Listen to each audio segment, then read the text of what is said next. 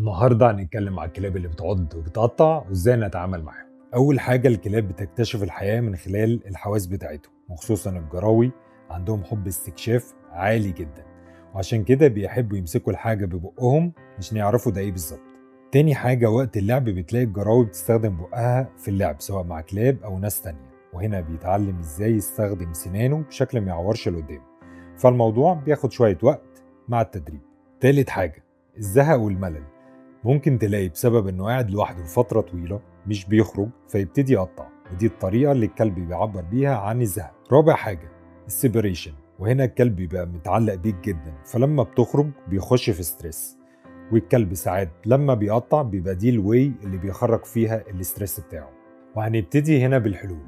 اول حاجة لازم كلبك يخرج ويعمل مجهود علشان يطلع طاقته، وخصوصا المنتال ستيميليشن للكلب مع التدريب بيجيب نتيجة. تاني حاجة أنا بفضل نستخدم لعب وتكون اللعب رابط. تالت حاجة مهم جدا إن عينك تبقى معاه، وخصوصا لما يغلط ممكن نصحح ليه بهدوء ونديله لعبة من اللعبة اللي قلناها قبل كده.